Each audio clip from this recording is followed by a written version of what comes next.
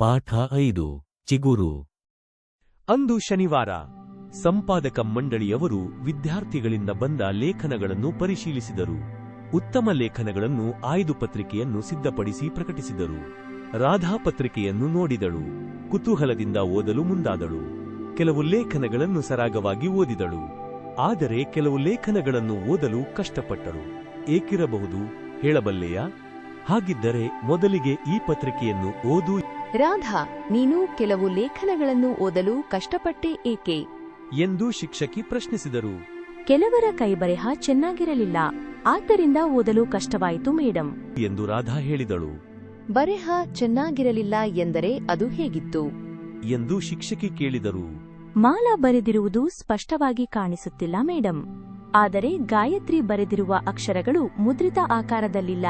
ಇನ್ನು ಯೂಸುಫ್ನು ತನ್ನ ಬರೆಹದಲ್ಲಿ ಪದಗಳ ನಡುವೆ ಸ್ಥಳವನ್ನೇ ಬಿಟ್ಟಿಲ್ಲ ಎಂದಳು.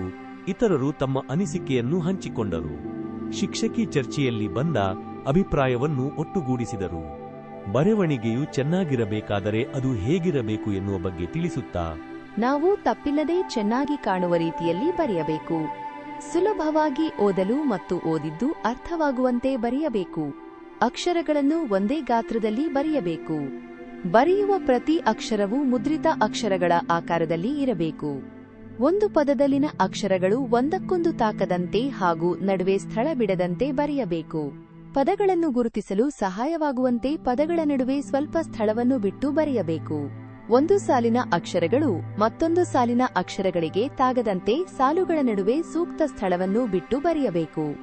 ಅಕ್ಷರ ಹಾಗೂ ಸಾಲುಗಳು ಓರಿಯಾಗಿರಬಾರದು ಎಂದು ಹೇಳಿದರು. ವಿದ್ಯಾರ್ಥಿಗಳು ಚೆನ್ನಾಗಿ ಬರೆಯುವ ಕ್ರಮ ತಿಳಿದು ಸಂತಸಗೊಂಡರು. ಹೆಚ್ಚಿನ ಆಸಕ್ತಿದಾಯಕ ವಿಷಯಗಳಿಗಾಗಿ ಸಬ್ಸ್ಕ್ರೈಬ್ ಆಗಿ ನಮ್ಮ ಲೈಬ್ರರಿ.